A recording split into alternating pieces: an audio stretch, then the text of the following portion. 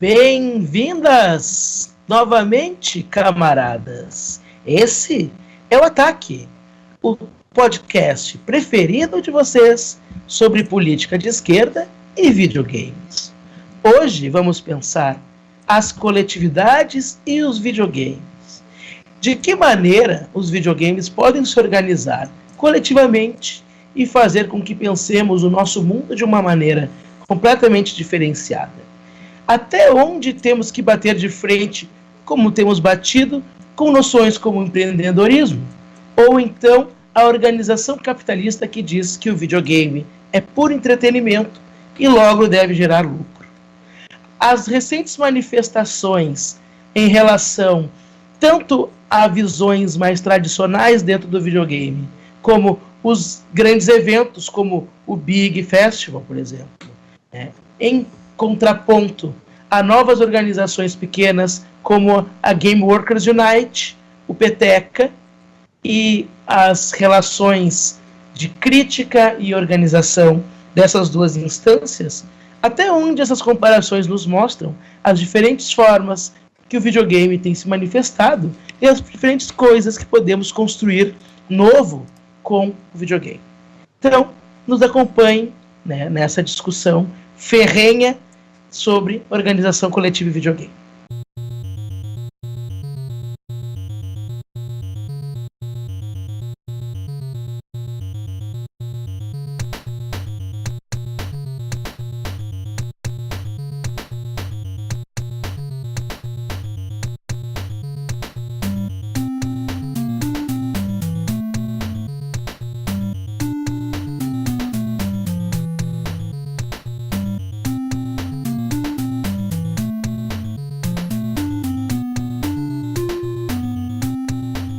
Então, para variar, não responder porcaria nenhuma, temos aqui hoje com a gente Thaís Weiler, professora, sócia fundadora da Joy Masher e Deus em Disfarce. Oi, Thaís. Oi, blasfemador. Desculpa, eu sei que eu não sou digno, mas estamos aí. Henrique Langostera, como sempre com nós aqui, nosso homem em Montreal. Inclusive, hoje está mais quente lá do que aqui, né, Henrique? Ah, que alegria. É sempre bom fazer essas piadinhas com o tempo e tal, que as pessoas se identificam, acho, não sei porquê. Então, acho que é uma coisa, né, assim, todo mundo passa por isso uma vez. Né? Justo, verdade. E, claro, Pedro Paiva, o incrível, reconhecido internacionalmente, mas muito pouco ainda nacionalmente. Oi, Pedro. Olá. E eu, então, o MC do Ataque, o Lucas Goulart, e no momento sou pesquisador independente, uma nomenclatura muito melhor do que desempregado. Acho que pesquisador independente é uma nomenclatura melhor. Quem quer começar para poder pensar um pouco o modo como temos nos organizado coletivamente no videogame, qual o problema disso e o modo que a gente quer? Acho que um ponto legal de pensar assim as diferentes coletividades e videogame, assim, é que, na verdade, estão passando aí por um período bem agitado nisso, né? Desde que teve, assim, num contexto, sei lá, né, internacional, assim, desde que teve a GDC e o aparecimento do Game Workers Unite, isso foi uma coisa que já aumentou um pouco a discussão, aí, no contexto... Assim, justamente essa discussão de como se organizar, com que objetivos, de que formas, né, tal. E aí, no contexto do Brasil, né, poxa, que teve todo o rolê lá do Big, né, da carta aberta da comunidade em relação a vários problemas do festival, e daí a resposta, a réplica, né, da comunidade também, isso teve bastante coisa, bastante discussão em torno da forma que isso estava acontecendo, né, e também... de diferentes problemas que surgem com isso e as potencialidades das coisas, né? Aí também, assim, né, trazendo algumas notícias daqui, assim, aqui em Montreal também, além do negócio do Big, que teve lá no Brasil, também teve no Brasil a GW Brasil se formando, né, um capítulo local aí do Game Workers Unite, né, que tem uma quantidade legal de pessoas envolvidas e tal. Aqui em Montreal também também está começando um grupo, né, o que é interessante, assim, porque meio que, sei lá, né, acompanhando um pouco o processo dos dois, dá para ver algumas diferenças, similaridades, assim, acho que é uma coisa legal. E também apareceu aí a iniciativa do Peteca, ou da Peteca, né, e eu acho que aí também é uma outra forma, uma outra organização coletiva aí que eu acho que valia a pena trocar uma ideia sobre, conhecer mais, né. Eu acho que primeiro a gente tem que fechar uma coisa importante, que é o Peteca ou a Peteca? É fluido, é gênero fluido. Fluido. Acho que talvez seja interessante a gente falar um pouco do de Peteca, então, né, para poder pensar o que Peteca tem diferente, que a gente quer fazer com ele, até porque, embora seja um movimento coletivo, né, acho que ele nasce um pouco das nossas discussões que a gente tem feito, tanto entre nós do Ataque, quanto com a comunidade mais em geral, assim, né. Pois é, a Peteca ela vem nesse embalo aí, né, dessas preocupações coletivas que apareceram no videogame nesse começo de ano, né, eu acho que 2018 ele vai ser um ano bem especial, assim, pro videogame, no sentido desse giro à esquerda, né, eu acho que uma das coisas que a GW trouxe foi a consciência de classe como um assunto, né, de quem trabalha no videogame, porque a gente está muito poluído pelo empreendedorismo, né? Essa noção de que todos somos colegas, né? Essas ilusões que foram muito bem exploradas naquele podcast que a gente teve com o pessoal do Infoproletários, né? Então eu acho que a GW nos proporcionou assim, a condição de superar isso numa escala maior, né? E, embora a GW Brasil ainda esteja tendo dificuldade justamente para vencer esse senso comum, assim, eu acho que está sendo muito mais rico do que teria sido em outras épocas, assim, né? E a Peteca, ela uma coisa que tenta aproveitar essa energia, né? E tenta superar também algumas coisas que são empecilhos nesse salto, né? Nesse salto ideológico de superar o empreendedorismo como a única maneira possível de tu fazer a cena do videogame acontecer, né? Peraí, primeiro como é que funciona a Peteca, né? A Peteca, ela é um modelo de gestão de eventos que tenta praticar a democracia radical, né? Tenta aplicar a democracia radical na gestão de eventos. Em geral, são indivíduos ou grupos de pessoas com afinidades que propõem eventos, né? E aí, a partir do seu networking ali, esses eventos acabam tendo o sucesso, né? A Peteca, ela seria um sistema de revezamento de autoridade, digamos assim, né? Cada mês ou a cada edição, uma pessoa diferente vai ser a principal responsável por conseguir um espaço para sediar o evento, né? Que a gente chama de encontro, porque, enfim, o evento, a ideia de evento, ela é meio grandiosa, né? Meio megalomaníaca, assim, a gente imagina sempre o Big, sei lá, o IGF, né? Quando a gente pensa em evento, a gente coloca o horizonte lá longe. Quando a gente pensa em encontro, a gente consegue imaginar coisas um pouco mais modestas, né? Até, tipo, um encontro Peteca pode ser 2 pessoas na casa de alguém, assim, né? Então, realmente é uma coisa que tenta superar vários pressupostos, assim, do que é um evento no videogame independente. E aí, esse revezamento, ele também daria margem para uma descentralização, tanto ideológica quanto geográfica, assim, né? Então, eu vejo muitas possibilidades bastante ricas, assim, para facilitar, através de um sistema, a superação de algumas ideias que nos atrapalham, assim, né? Eu acho que talvez fosse interessante não sei se ficou a claro, gente poder pensar. Eu acho que ficou, mas o que eu acho legal, talvez a gente pensar e explorar um pouco mais. Tá certo que a gente já explorou isso, mas poder falar um pouco de por que o empreendedorismo é uma coisa que a gente bate tanto, né? Porque atualmente, para a gente de esquerda, eu acho, pelo menos, o empreendedorismo virou o inimigo a ser combatido, né? Pelo menos para nós no videogame.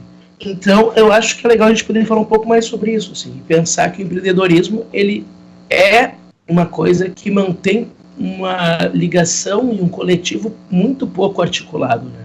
Que o networking como maneira de organização, ou seja, organização voltada, então, para uma proposta necessariamente ligada a alguns construtos como sucesso, por exemplo, profissional, é uma mancada absurda, assim.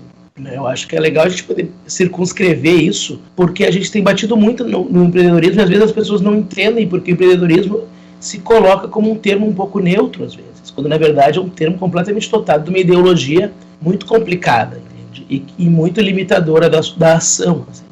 Então, eu acho que algumas coisas que tu colocou são bem legais, assim, essa coisa que o empreendedorismo faz a gente achar que é a mesma coisa que o Notch, né? Eu acho que eu não cheguei a falar aqui no podcast, né, da minha fala no PEN, quando eu falo mal do Notch, e uma das pessoas quer defender ele porque diz, não, olha, somos todos empreendedores, assim. E o Notch é uma pessoa eminentemente canalha, entende? Eu falei isso exatamente nas palavras, assim. O Notch é um canalha, entende? Assim. Ah, mas por que tu acha que ele é um canalha? Me desculpa, mas a pessoa que vai contra todos os movimentos do videogame autônomos, uma pessoa que tem uma visibilidade que ele tem, mantendo as coisas que ele fala sobre o Gamergate, xingando as pessoas à torta à direito, e cuja vida hoje é simplesmente mostrar a mansão dele em Beverly Hills, me desculpe, mas isso é um canalha, tu entende?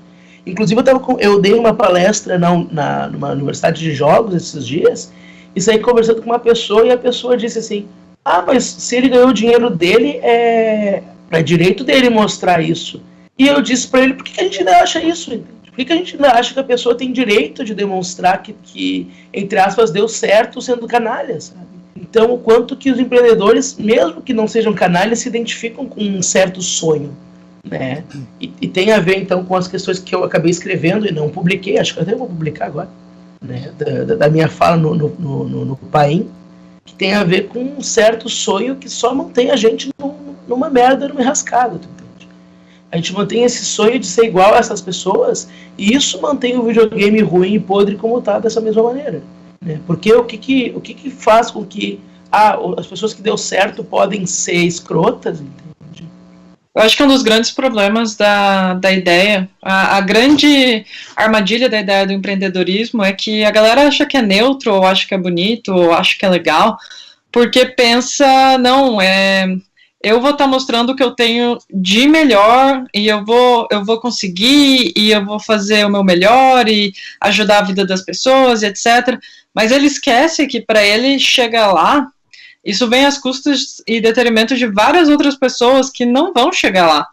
E que por mais que ele tenha sucesso fazendo o que ele acha que é importante, esse sucesso vem a partir da exploração de várias outras pessoas que ele não colocará no mesmo nível de importância ou nível econômico dentro da empresa empreendedora que ele está fazendo. O sucesso e o fracasso são produzidos pela mesma máquina, né? Exato. E a visão empreendedora vê eles como algo plenamente individual, né? Sim. Quando, na verdade, todas as pessoas que tiveram qualquer contribuição ali no meio, também são igualmente produtoras disso que está acontecendo. Eu acho que a gente é socializado de forma muito individualista, não hoje em dia, né, desde sempre, mas eu acho que as pessoas esquecem de perceber isso quando elas estão tentando fazer algo da hora. Elas esquecem que, tipo, porra, não é só sobre mim, não é só sobre o que eu quero fazer, são sobre todas as outras pessoas que, sei lá, vão pegar o que você está fazendo e jogar, ou ler, ou usar, e etc. Tem uma coisa aí que eu acho que tem a ver com isso também, que é essa coisa, acho que junto do empreendedorismo, além do individualismo, tem a coisa do profissionalismo, né? Tipo, você julgar as coisas pelo quanto que você está sendo pago por fazer elas, né? Tipo, uma coisa meio atribuir um valor, assim, de, sei lá, positivo, negativo, as coisas, pelo valor econômico delas, né? E como que elas estão, sei lá, né? Sucesso aí sempre se subentende que é meio sucesso financeiro, né? Aquela coisa assim, né?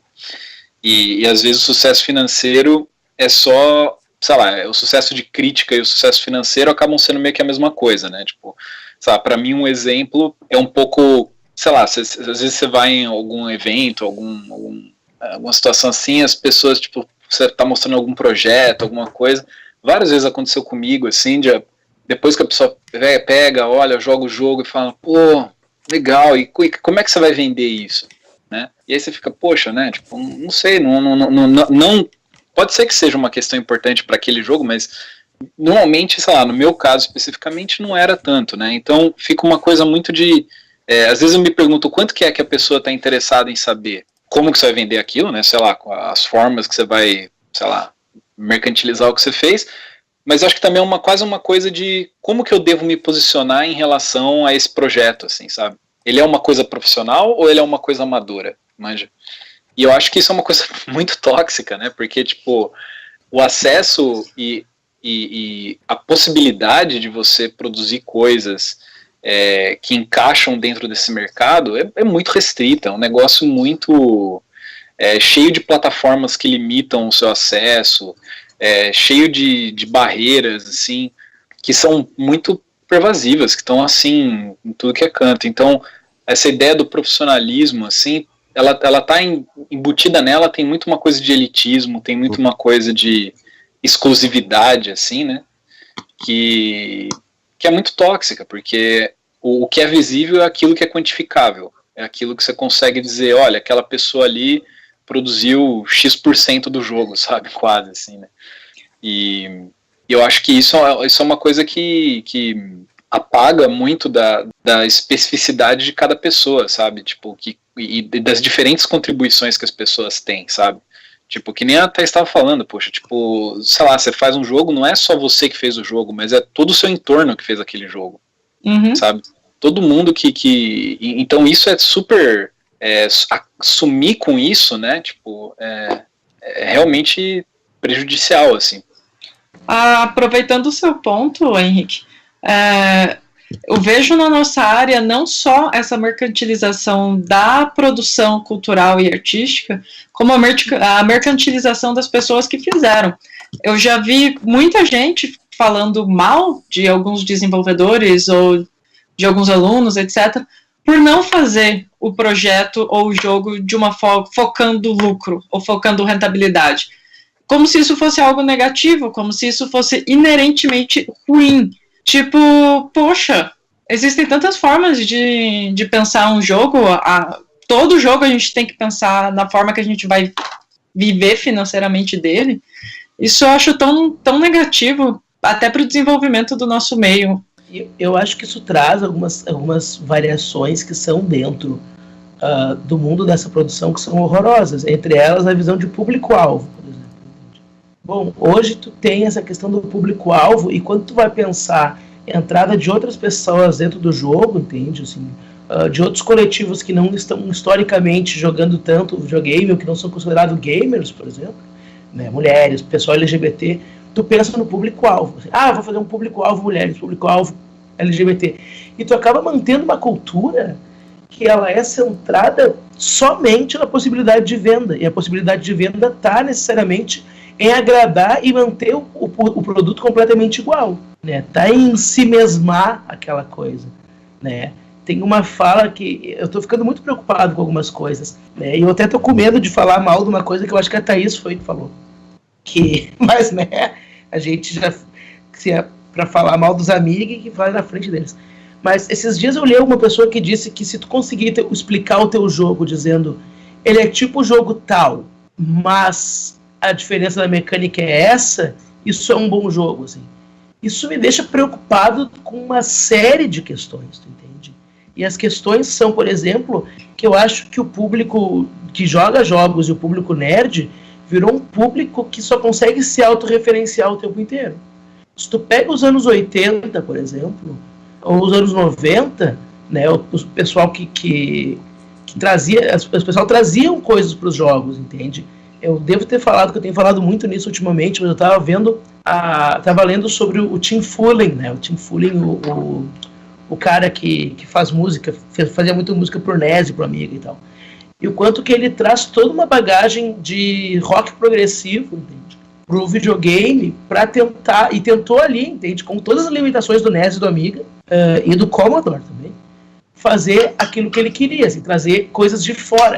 Hoje em dia parece que tudo que tu coloca dentro do jogo tem que já ter tido em outro jogo e tem que referenciar outro jogo.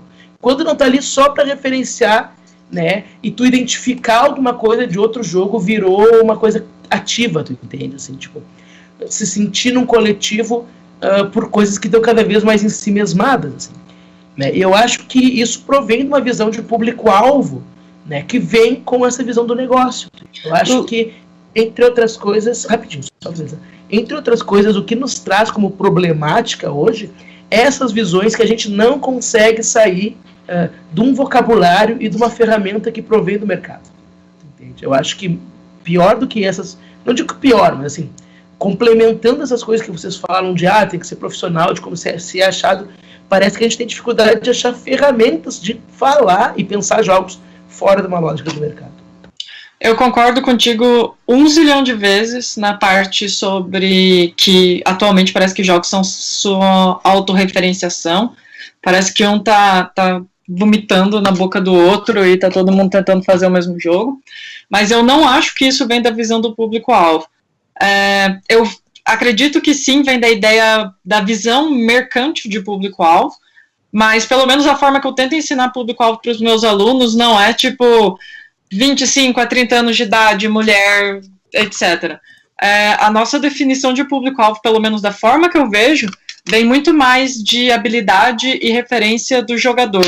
Por exemplo, às vezes o público-alvo dos meus... Eu entrego projetos para os meus alunos que o público-alvo é pessoas com dificuldade de locomoção. Então, eles têm que pensar as mecânicas do jogo e pensar o jogo de uma forma que funcione para esse público. Não, rapidinho, é só que eu concordo com isso que tu diz, por um lado, mas por outro eu fico muito preocupado porque eu penso em algumas... Eu tenho lido alguns livros mais básicos de game design para falar mal de algumas coisas, né, que nesse caso do Flow, que hoje não vai entrar, juro que não vai, mas né, eu tenho feito toda uma crítica do Flow e como é que o Flow virou a referência do que é um bom jogo e do que isso é problemático.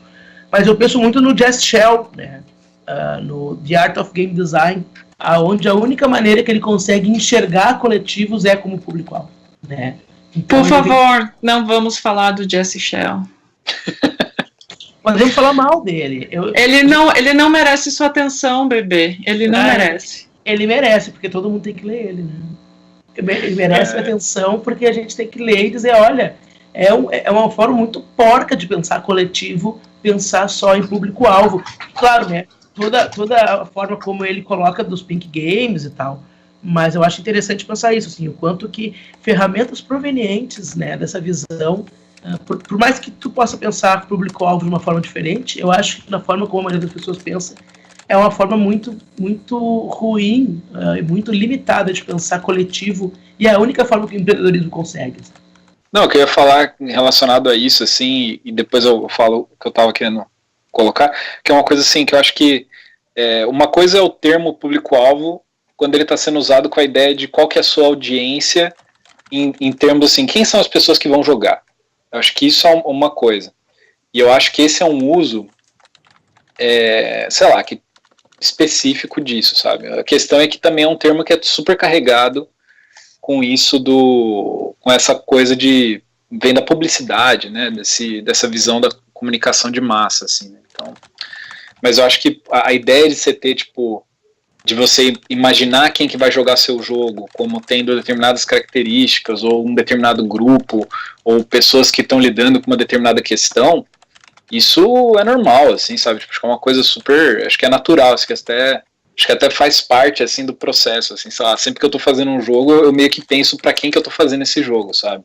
A questão é que eu não tô pensando em como que eu vou transformar essas pessoas em como que eu vou tirar dinheiro delas, sabe? Então acho que essa que é a preocupação maior, assim, né? Então, realmente, assim, se público-alvo é um termo que traz isso, então vamos jogar esse termo fora e vamos pensar de outra forma, né? Eu gostei muito que você usou a palavra audiência. Eu acho que é um excelente termo substituto. Eu acho que tem muitos jargões, né, que tem já significados que estão muito relacionados à cultura empreendedora e esse tipo de coisa, né? Eu tava lembrando aqui com esse papo de um tweet que eu li da Liz Ryerson, que eu me identifiquei muito, assim, porque são coisas que eu ouço o tempo inteiro, né? Em tradução livre, assim, o tweet dela: nossa cultura está muito dividida entre uma noção riponga de arte como, faça o que seu coração mandar, que na verdade acaba sendo um privilégio, um luxo, né, de algumas pessoas, e o papo protofascista de se não é acessível às massas consumidoras do mainstream, então é uma bosta, né? Não tinha nem que existir e tal, né? Isso eu ouço o tempo inteiro, né? Que, enfim, eu tô na margem do videogame independente no sentido de que eu não ganho dinheiro com isso, né? Então, se eu não ganho dinheiro com isso, aquilo que eu produzo é uma bosta, né? E não se pensa em outra coisa, ela até comenta, eu quero algo além disso e tal, né? Além dessas duas coisas. Eu até tenho algumas críticas em relação à noção de arte dela, né? Mas acho que tudo já foi falado em outros podcasts, assim. Mas eu acho que se pensa muito pouco sobre uma possibilidade de uma cena independente que seja sustentável nos seus próprios termos, assim, né? Que não dependa de se submeter a regras de mercado para fazer sucesso, né? Essa busca do sucesso, ela não é muito boa, porque ela não está acessível para todo mundo, né? Aquilo que a Thaís colocou, né? Esse sucesso, ele é produzido necessariamente com uma proporção muito maior de fracassos, né? Então, por que a gente não pensa, em vez de... Porque, tipo, tem uma coisa assim, tem aquele argumento reacionário, né, que eu também ouço bastante, que é, tu é contra os empreendedores, então tu é contra a pessoa que gera emprego ou a pessoa que ganha o seu sustento fazendo jogos. Não, né, na verdade não é por aí. Eu não sou contra os empreendedores, né, embora algumas escolhas eu considero menos éticas do que outras, né, por exemplo, tu contratar funcionários como MEI, né? Eu acho que isso é uma das práticas mais comuns e mais perversas que estão no videogame, né? Mas o problema não é a pessoa ganhar dinheiro com videogame. O problema é como está organizado esse ganho de dinheiro, né? E por que não existe uma preocupação em pensar outras maneiras de ganhar esse dinheiro que sejam mais éticas, né? Será que não existem essas outras maneiras? Será que a gente não consegue pensar isso a partir de uma consciência de classe, né? A partir de entender melhor como funciona o sucesso? Tem uma coisa assim que eu acho que está muito relacionada com isso, que é um dos problemas da coisa do empreendedorismo, que é a lógica da empresa como modelo para tudo, né? Então, se a gente for pensar, se você quebra a ideia de empresa, esquece, joga isso pela janela e vamos focar em essa ideia, por exemplo, vamos pensar como a unidade básica aí para nossa busca, a ideia de uma cena, a ideia de uma coletividade flexível, né, assim. E aí você começa a ter coisas que nem, vamos pensar cooperativas, vamos pensar centros ou grupos que fornecem ou ajudam sei lá, por exemplo, coisas específicas relacionadas a jogos. Então, por exemplo, sei lá, música para jogo, certo? Áudio para jogo. Você poderia pensar coisas como, a gente tem um coletivo que produz música para os jogos de uma determinada coletividade, sabe? Tipo, uma ideia assim de trocas entre cooperativas diferentes, ou coisa assim, né? Que sei lá, seria uma possibilidade, assim, e tentar descobrir maneiras de financiar isso, de tornar isso sustentável, né? Uma coisa que eu acho que está relacionada com essa ideia de como pensar outras estruturas que se mantenham e tal, que tem ganhado bastante atenção, é essa coisa das cooperativas, né? E eu estava conversando com uma galera aqui em Montreal, que aqui tem algumas, né? Tem algumas cooperativas relacionadas a jogos, e tem algumas empresas que, desde que teve o negócio da GW, as pessoas das empresas, inclusive os donos, né, têm discutido a possibilidade de se tornarem cooperativas, né, o que é um fenômeno bem interessante, assim, né. E eu acho que um ponto importante também é que, assim, de tanto se falar em empresa, a gente nem discute as alternativas de nenhuma maneira, né, e cooperativas tem 1000 maneiras de se fazer uma cooperativa, no sentido de como ela está organizada internamente e quais são os objetivos dela, né. E eu acho que, assim, é muito importante pensar como que essa organização interna mantém o processo politizado, sabe? Mantém o processo e a organização interna sem se tornar uma ferramenta também de outros tipos de exploração, né? Tipo, não é porque todo mundo está tomando decisão junto que necessariamente as decisões não vão explorar uns aos outros, né? Então, isso é um negócio bem interessante, assim, que eu acho que a hora que a gente sai da ideia de empresa, hierarquia e da relação de dominação, né, você começa a ter preocupações muito mais interessantes.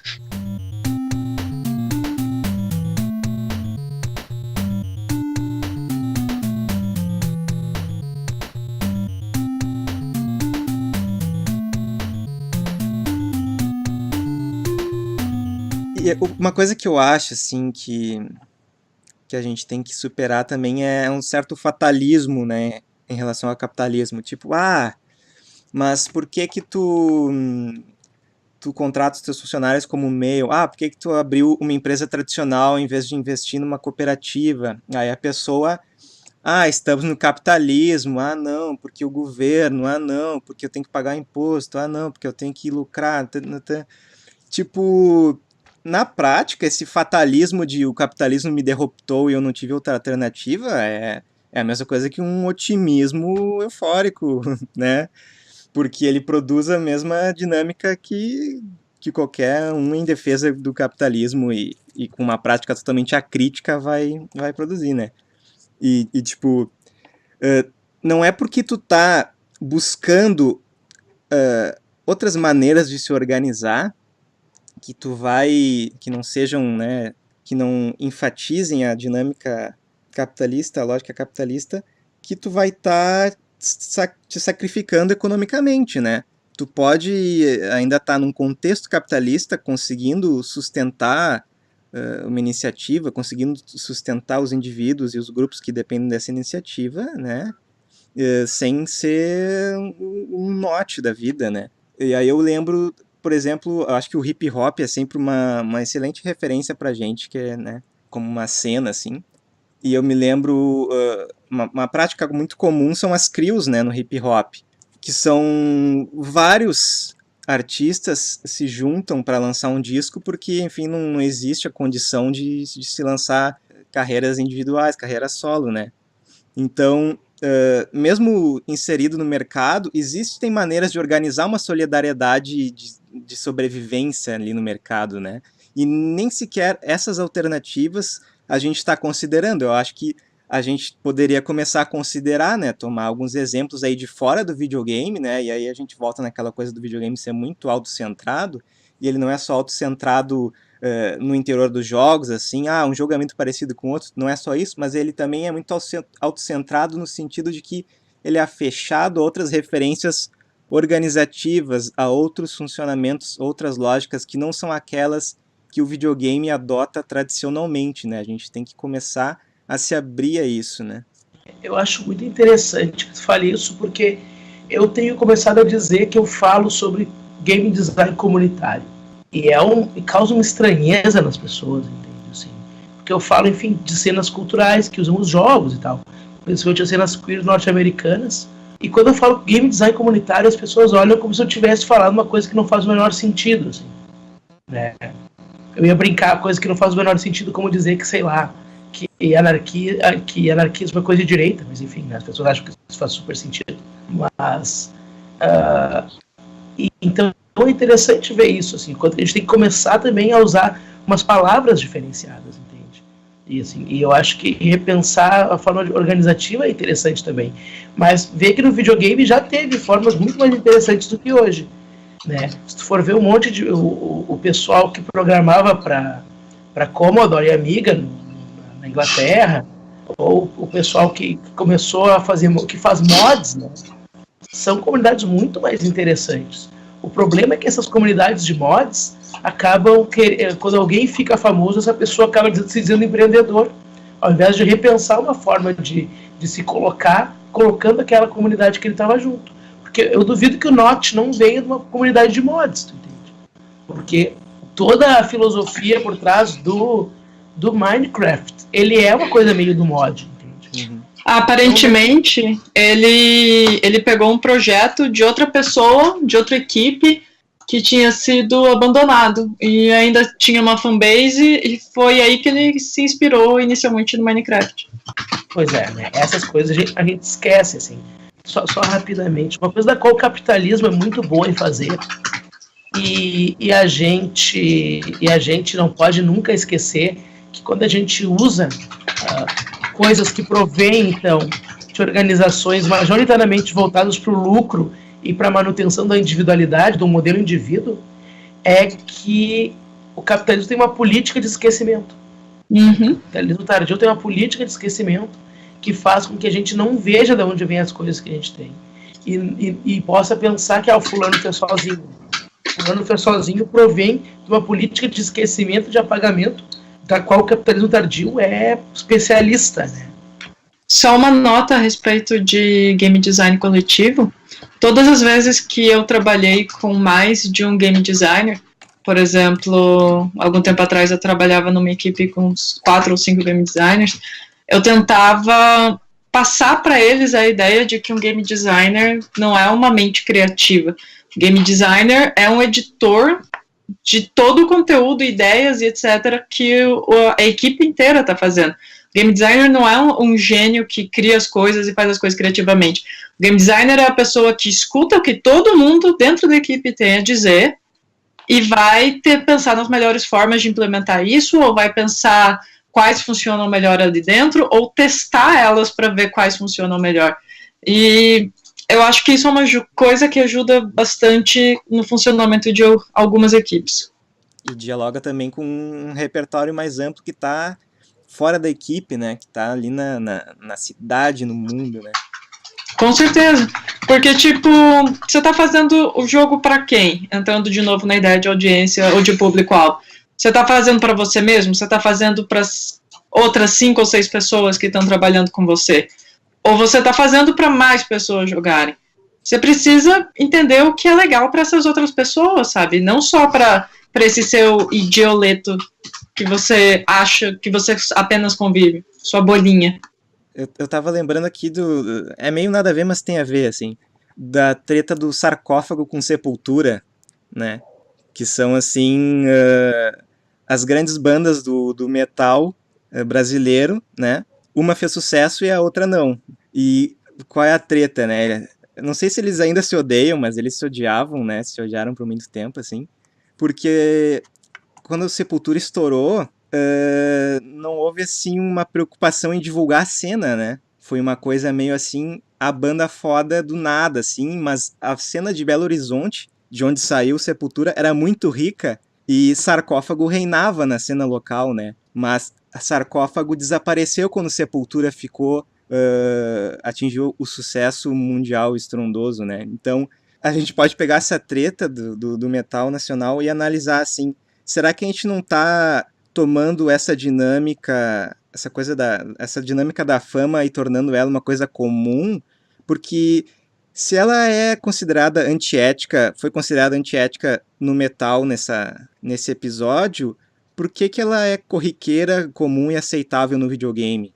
É uma boa pergunta mesmo. Eu acho que tem muito a ver com essa... Eu acho que assim, uma das coisas dessa virada índia, assim, né, a ideia do independente, daí aquela ideia do jogo de autor, entre aspas, assim, né, aquela coisa bem... foi essa individualização, né, foi o quanto que isso encaixou bem nos objetivos das plataformas. Então, sei lá, para Steam é ótimo que tenha 1 zilhão de pequenas empresas, todas elas pagando uma fatia para a Valve, né? Por quê? Porque, poxa, eles não querem que todo mundo que faz jogo seja capaz de abrir sua própria lojinha, né, e distribuir os jogos por conta, né? Vai contra, né? Então, essa lógica assim, de individualizar autores, de quebrar e fragmentar tudo, ela serve a essa estrutura, né? Então, acho que aí é uma coisa também de uma lógica capitalista muito antiga de, pegar aquilo que é comum e privatizar, né? E, de certa forma, esse processo de fama é uma forma disso, né? Tipo, aquilo que foi um crescimento coletivo localizado, né? Um refinamento, uma criação de coisas em torno daquela comunidade, você privatiza como lucro de um grupo só, né? E, então sei lá, acho que tem um motivo meio economia política, assim, para isso acontecer, né? Tipo, são dinâmicas bem grandes, né? Tá aí o papelão da Nintendo, né? Que não deixa mentir, né? Privatizou o papelão. Então, pra você ver, né? Tu já chegou a falar do Gambiabo no podcast? Será que não tem a ver?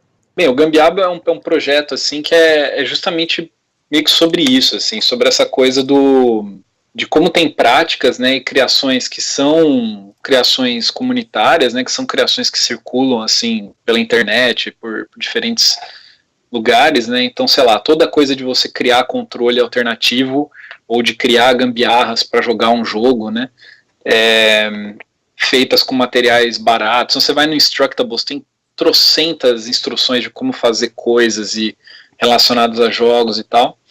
E aí, quando vem uma empresa grande, no caso a Nintendo, né, e encontra uma maneira, e assim, não vou dizer que eles não fizeram um trabalho de design ali, eles fizeram, eles bolaram umas gambiarras super redondinhas, super bem feitas, assim, o papelão mais bem acabado da história, assim. No fundo, o que está acontecendo ali, né, é um pouco, eles perceberam que que essa coisa desse tipo de construção estava ganhando espaço, né, e encontraram uma forma de transformar aquilo num produto, né, de encaixar aquilo dentro de uma prática de mercado, né. E aí o Gambiarra é uma reação a isso, assim, é meio que falar, a gambiarra tem que estar livre, assim, um pouco, né, então é uma ideia, assim, de não amarrar controles de papelão a uma plataforma só, né, e especialmente uma plataforma que seja fechada, como são os consoles, né, ser um negócio acessível economicamente, né, do tipo, você não precisa comprar um papelão eu não tenho, aqui tá $70, eu fico pensando, quanto que tá custando isso no Brasil, né? Você também tentar Só fazer uma curiosidade, em alguns lugares está custando R$1.000. Santo. Olha, quando eu quero papelão, eu vou na rua, tá ligado? Então, foi onde eu peguei todo o papelão que eu usei nos protótipos. Né? Foi na rua, cara. Tipo, é uma coisa assim. É um processo muito difícil, assim, tipo, pra mim ver isso, porque é uma coisa muito. Que é essa coisa de profissionalizar, de passar por um processo por um processo de transformar as coisas em produtos mesmo, né? Que é você pegar e fazer os testes e fazer o focus group, né? Tipo, testar com a audiência e fazer as instruções todas, não sei o quê. Então, e especialmente criando essa ideia do que é uma criatividade muito específica da Nintendo, né? Tipo aquela coisa, isso daqui é um negócio que estimula a criatividade. Você fala, que criatividade? Né? A criatividade que a Nintendo acha legal, a criatividade que encaixa dentro desse modelo, né? Então, por isso a ideia no Gambiarra era pegar jogos que nunca estariam na Nintendo, né? Então, o Carro Calypso, por exemplo, né? E pensar esse processo para esses jogos, né? E pensar... Então, por exemplo, um dos controles é um jeito que você coloca um teclado dentro de uma caixa de sapato e você dirige os personagens do Carro Calypso usando um volante de papelão, né? E pedal, assim. Então, todas as instruções de como você constrói isso para poder jogar o Carro Calypso, né? Dessa forma. E outro é um jogo de Bitcoin Mining, que você fica peneirando pedras, assim, né? Com uma caixa de pizza. Isso foi legal também, porque eu usei patentes de caixa de pizza para fazer a minha caixa de pizza. O que é um processo legal também. Mas, enfim, é um pouco essa coisa de pensar a circulação das coisas para fora das plataformas fechadas, né? E como... Enfim, né? Tipo, resistir um pouco a isso, né? Lembrar que isso são coisas criadas coletivamente. Tudo bem, eu que fiz aquele conjunto de instruções, legal, mas é um conjunto de instruções, né? Então, cada pessoa que fizer o seu, fez o seu, sabe? Tipo, e já é uma recriação, já é uma outra coisa, né? Não, tipo, eu ia comentar que tem uma coisa também de um processo de gentrificação, de gourmetização do papelão, né? De tu pegar uma coisa que tem, assim, uma proximidade com uma estética da precariedade e tornar essa coisa muito interessante para o consumo das elites, assim, né? Por exemplo, nas faculdades de artes tem um fenômeno que é interessante de observar, assim, nas cadeiras de pintura, que é a superfície em que se pinta, né? Tu consegue... O papelão, ele é um ótimo marcador de classe, assim, né? Tu percebe os pintores que usam só telas, né? E os pintores que usam papelão, né? Então, eu acho que essa coisa também, ela acontece no videogame, porque o papelão, ele aparece como uma coisa das cenas subterrâneas, e aí a Nintendo pega aquilo, né? Como a Nintendo, muito esperta como ela, né? Pega aquilo e tem uma coisa, eu acho, também de tentar gourmetizar um negócio que é popular na sua essência, né?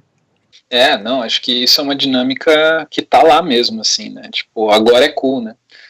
E tem um negócio mais assim, que eu acho que é interessante, que é a coisa de o quanto que a Nintendo, assim, eu tava pesquisando, né, quando eu tava fazendo isso, e o quanto que a Nintendo meio que nos materiais de divulgação do Labo, né, o quanto que é parecido com aqueles vídeos de YouTube. Assim, existe um dos nichos dentro do YouTube, são vídeos de gambiarras feitas de papelão, certo?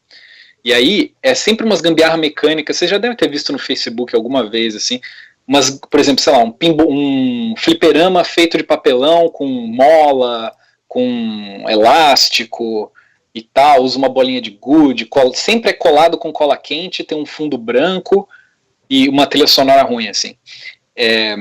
Isso é um nicho, assim, tem, tipo, os vídeos disso daí tem tipo, várias pessoas que fazem, vários canais, todos são muito parecidos, né, e todos têm muitas e muitas visualizações, né, e o material que a Nintendo produz é quase a mesma coisa, assim, tipo, é total baseado nisso, sabe.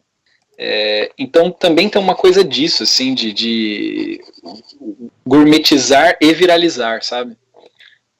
E eu acho que eles foram muito, acho que parte desse polimento que eles tentaram colocar, deixar o papelão, higienizar o papelão, digamos, né, tem a ver com isso, tem a ver com a ideia de como que a gente vai fazer para viralizar isso, ou para fazer as pessoas viralizarem isso, sabe? Eu lembro muito do Tennis Arcade. Eu acho que até encaixaria um verbo um pouco mais antigo, em vez de gourmetizar, eu diria até colonizar. Me lembra muito, não sei se vocês lembram daquele vídeo A Brief History of the World e A Brief History of Japan, que era todo em vaporware e etc. Lembra muito os ingleses chegando assim no lugar e falando "We can sell this". Nossa, é bem isso mesmo. É um processo de colonização total. É porque faz parte um pouco também dessa visão empreendedora, né?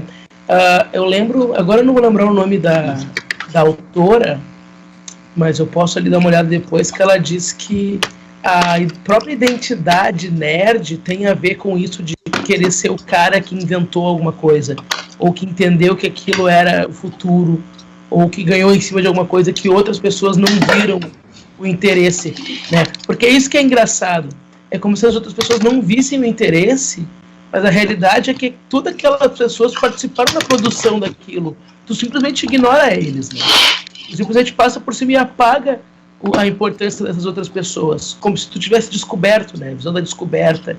Ou de que eu peguei uma coisa que era antiga e repensei e relembrei, ou peguei alguma coisa que ninguém dava valor e, né, mostrei que pode ser feito diferente com tecnologia, como se todos os outros produtores daquilo antes não tivessem parte daquele processo, né? Então acho que tem um pouco a ver com essa identidade gamer, nerd, empreendedora. Nossa, acho que é bem legal isso que você falou, Lucas, porque acho que tem a ver com uma coisa assim de esquecer que a cultura é um processo social e político, né? Tipo, um negócio assim, esquece, assim, né? Não, tipo, eu redescobri tudo, né? Tipo, antes de mim e depois de mim, o dilúvio, assim, né? Tanto faz. E talvez seja uma associação meio fora do tom, assim, mas eu penso também na figura do artista burguês como aquele que escolhe, né? Aquele que aponta, escolhe e manda fazer, né? Legal. Então, acho que uma coisa que já foi mencionada antes, essa coisa de outras formas de organizar coisas, e o exemplo que o Lucas trouxe da coisa dos mods, né, das modificações e as comunidades em torno disso, acho que um exemplo legal é das próprias ferramentas de criação de jogos, né?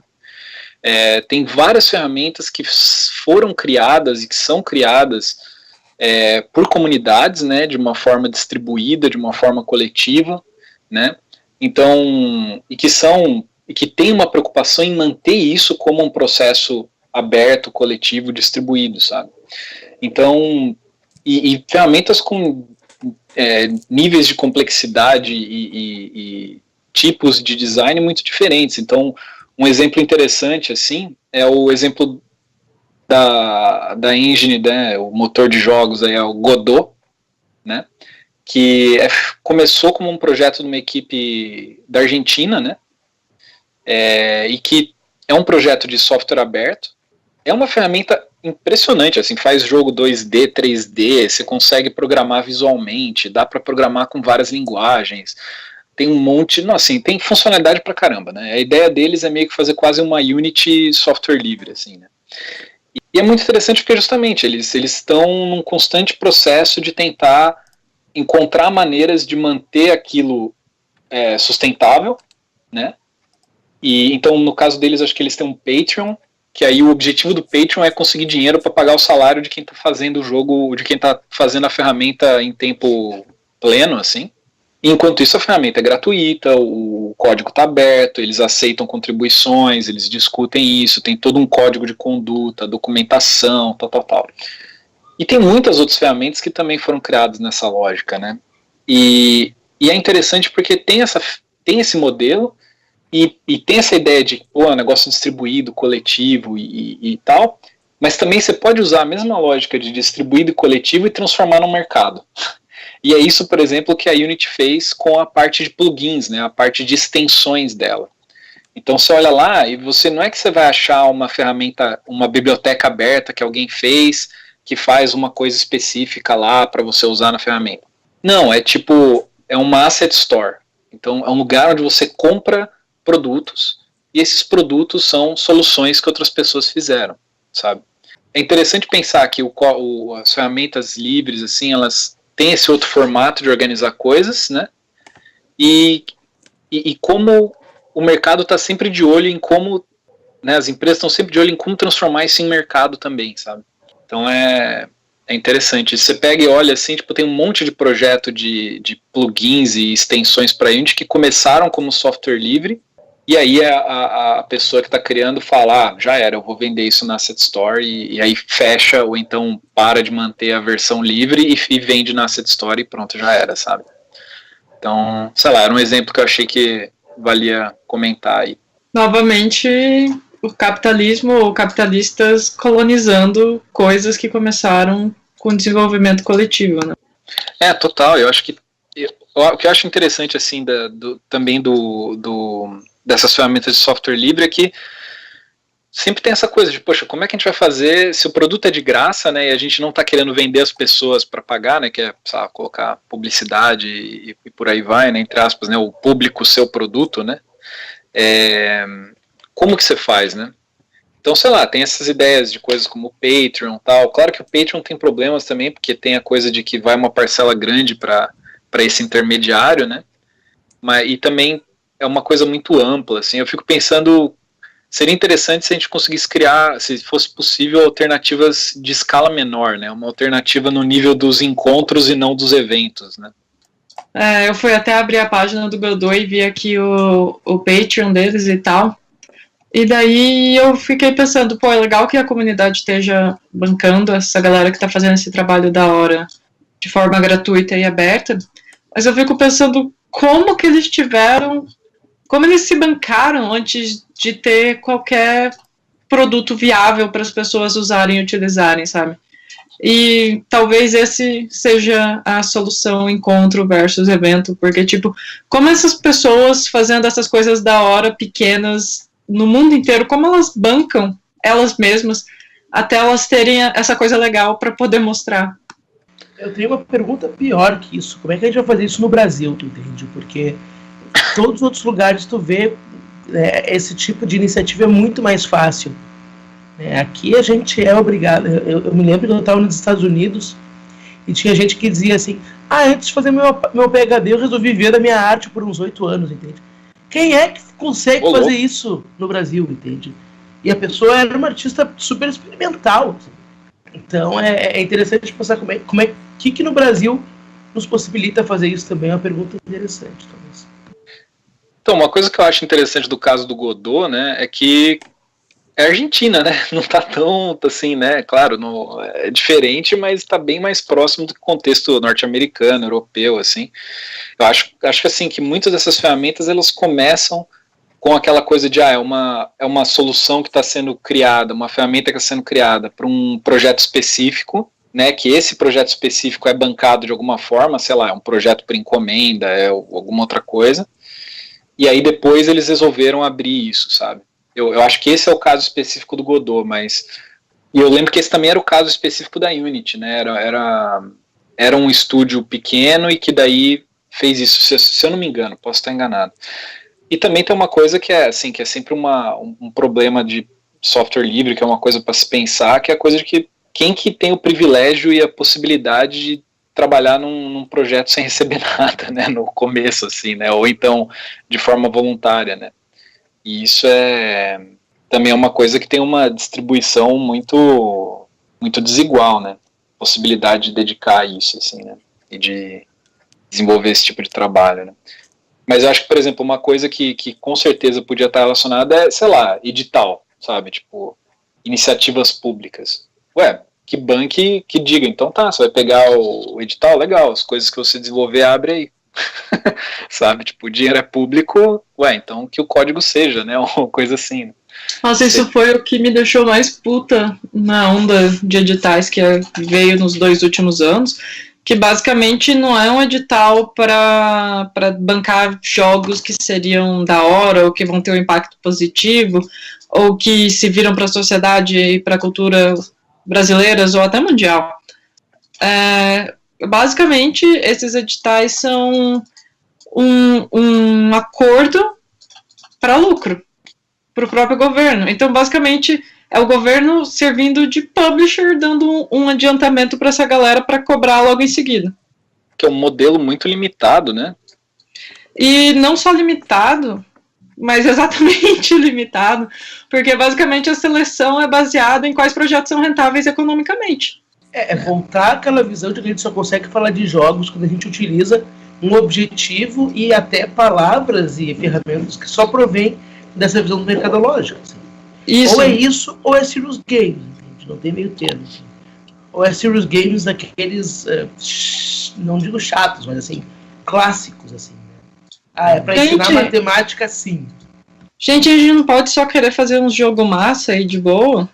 Eu só gostaria de ver, assim, pra variar, uma polêmica do tipo... O jogo dos macaquinhos de enfiar o dedo um no cu do outro foi financiado pela Lei Rouanet, que absurdo. Pô, pra variar seria bom, né, uma coisa dessa, assim, né? Um jogo sem a menor possibilidade de vender num mercado tradicional, ganhar um financiamento e ser odiado aí pelos gamers, né? Eu acho que isso é uma coisa que faria meus olhos brilharem, assim. Mercado brasileiro. Pague pelo Paiva. Pague pelo Propõe Paiva. Propõe esse jogo aí pra Ancine. Macaquinhos live action. Isso aí, cara. LARP. Faz um LARP. Sei nem o que é LARP ia ser melhor. Sou noob. LARP RPG da vida real, quando as pessoas se vestem de vampiro e vai andar no bosque fazer RPG. Pode crer. Fazer pacto do diabo. Isso, essas coisas, assim. Gente, quando o pessoal vai pro parque e enfia um dedo no cu do outro, eu conheci por outro nome. Se chama Parque da Redenção. Se chama Pegação na Redenção. Em São Paulo isso acontece no Parque do Ibirapuera.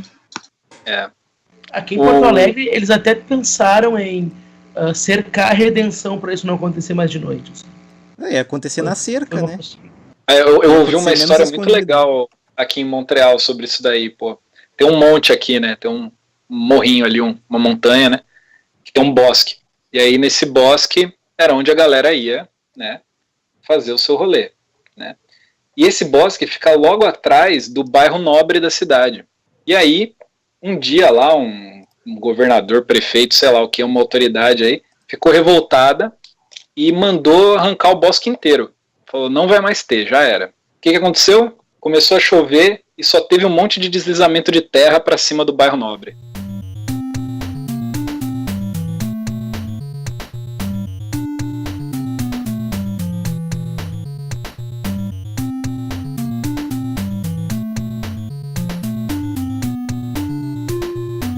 Existe ainda uma visão muito porca do potencial dos videogames. Né? Ou é para fazer, ou é entretenimento ou é serious game. Tu não tem um meio termo. Assim. Tu não tem uma possibilidade no meio. Tu não tem. Aliás, no Brasil a gente mal tem pesquisas para poder pensar o que tem no meio de produção de coletividade nos videogames. Entende? Então é muito difícil o governo poder ver o videogame para além de ou entretenimento puro que tem que dar lucro, ou serious games que tem que ensinar o Joãozinho a fazer 2x2. Assim.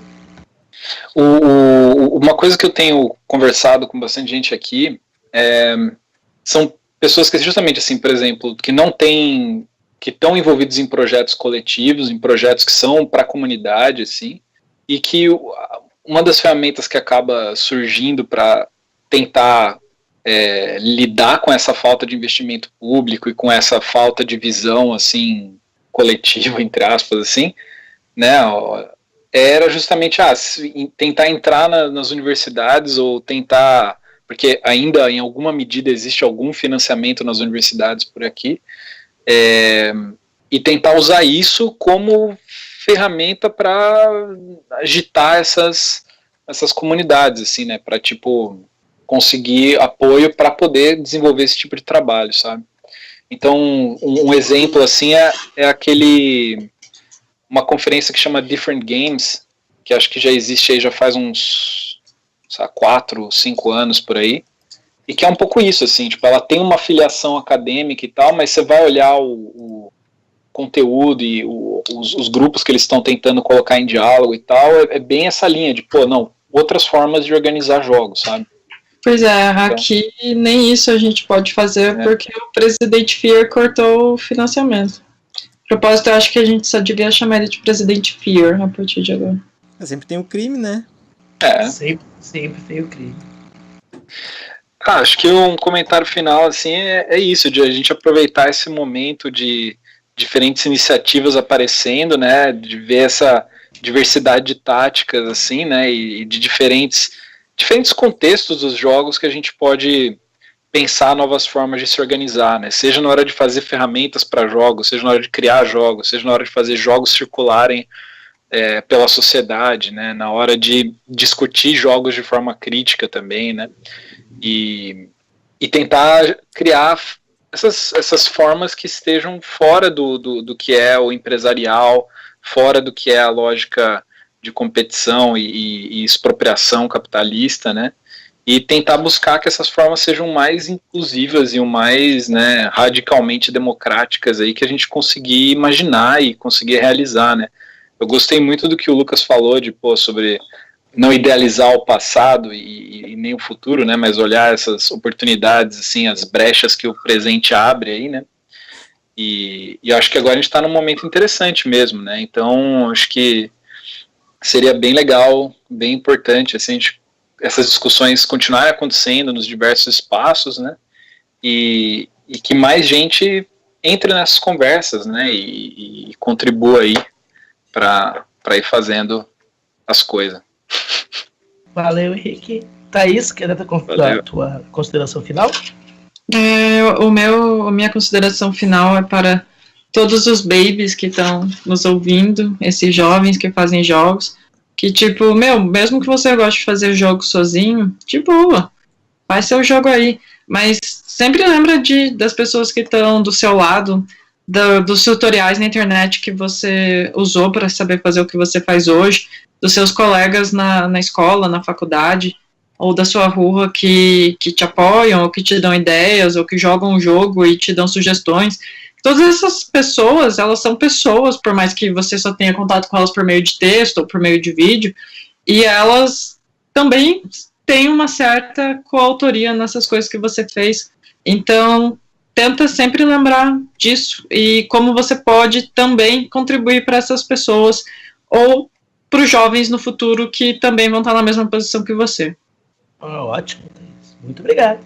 Pedro, considerações finais? Eu vou imitar aqui a Unicamp e vou dizer que leitura obrigatória aí pro videogame independente, Racionais MCs, Sabotagem, RZO e aí por diante. Então a gente precisa tirar as referências, a gente precisa buscar referências que estejam fora do videogame para fortalecer o videogame naquilo que ele não tem e que é importante ter. Videogame é compromisso, né? Videogame é compromisso, não é viagem. Se pá, fica esquisito. Bom, eu acho que tenho muito pouco a acrescentar, porque vocês acho que falaram de uma maneira muito legal, mas o Pedro, quando às vezes fala uma coisa que eu acho muito legal, que a grande diferença entre pensar cena e pensar qualquer matchmaking, né? Entre pensar matchmaking networking e cena, é que a cena abertamente tem uma proposta mais filosófica. E abertamente a cena, além de produtores de jogos, tem que ter pessoas que pensam o que aquilo significa e por que aquilo é diferente ou igual às outras coisas. A gente precisa... eu tô me segurando para não falar isso, mas a gente precisa de um léxico novo também. A gente precisa de novas formas de conseguir falar de videogame. Porque são novas formas de conseguir falar de videogame que vão fazer com que a gente possa pensar um outro videogame. Né? Continuar fazendo um videogame pensando nesse público-alvo da publicidade. Né? Pensando, mas como é que eu vou fazer o meu jogo pensando como é que ele se relaciona com outros jogos que todo mundo já jogou. Né? Ou como é que eu vou pensar meu jogo pensando em Dark Souls, né? Porque hoje todo mundo põe Dark Souls como uma coisa. O meu jogo é tipo Dark Souls, mas ele é 2D e ele é de nave, entende? Assim, tipo, então não é Dark Souls. Mas pensar essas formas requer uma concentração filosófica, requer uma concentração, né, de pensar o presente com o que ele nos oferece e requer uma concepção ideológica. Né? E, ao meu ver, necessita uma concepção de esquerda. Então, acho que é mais ou menos isso, gente. Muito obrigado por estarem aqui essa noite, e tenhamos, então, uma boa vida. Tchau, tchau.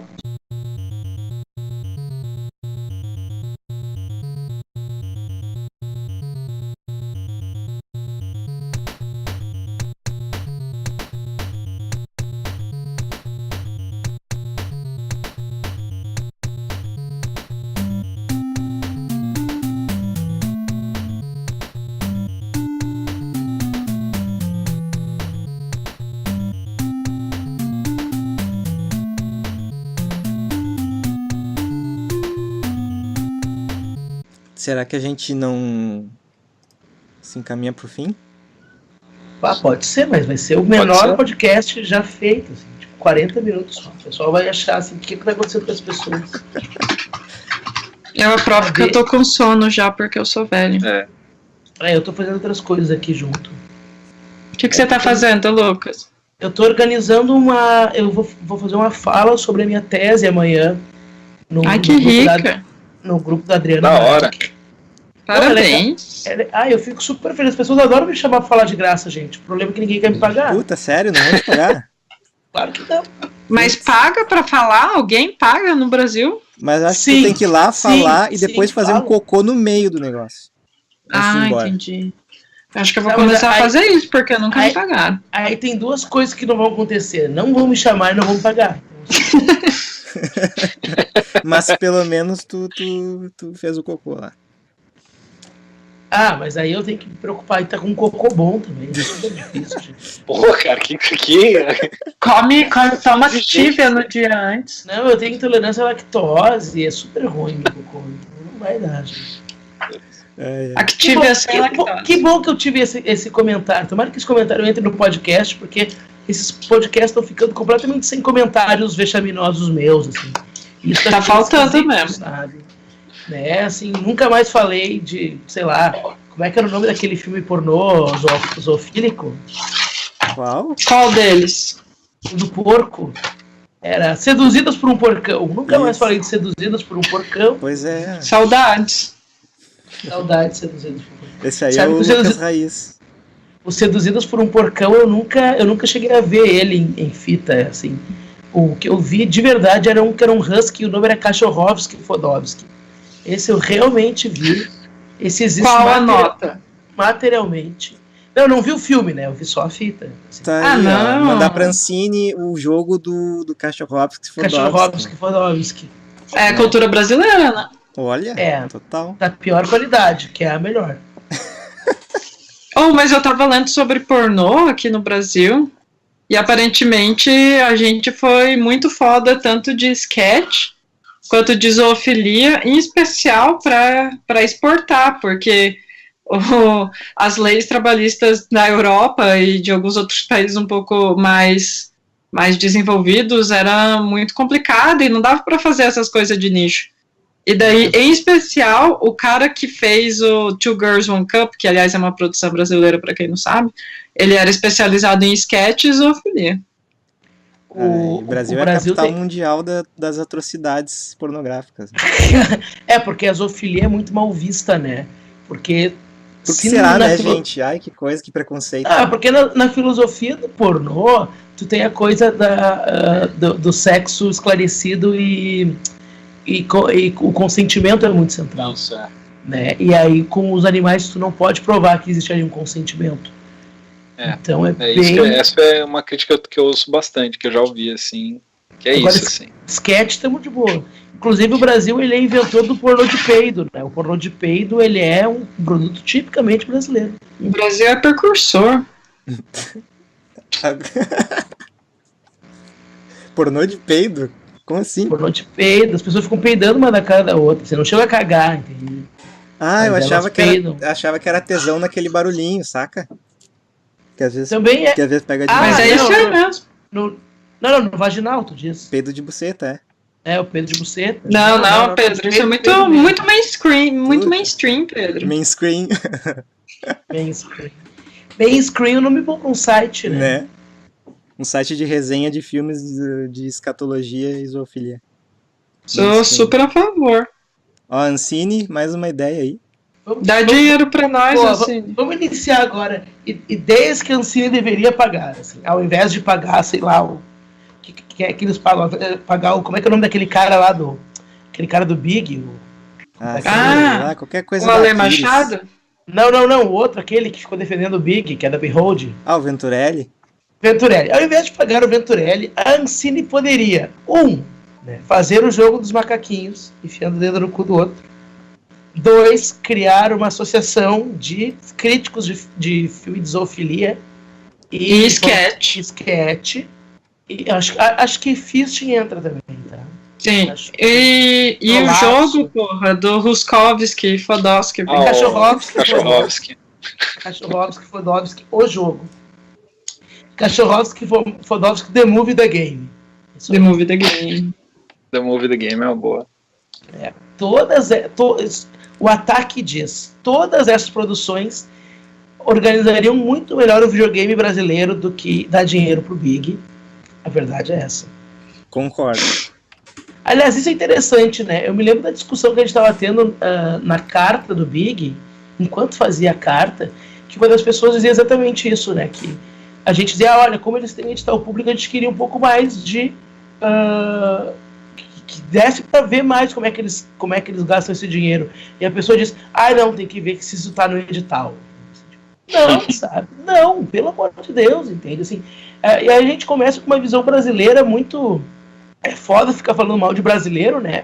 Mas a gente tem um sério problema para poder enxergar as coisas de forma coletiva no Brasil, né?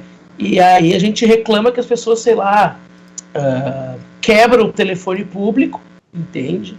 Nem vou falar da pichação, porque eu acho que a pichação é uma coisa que tem que existir mesmo.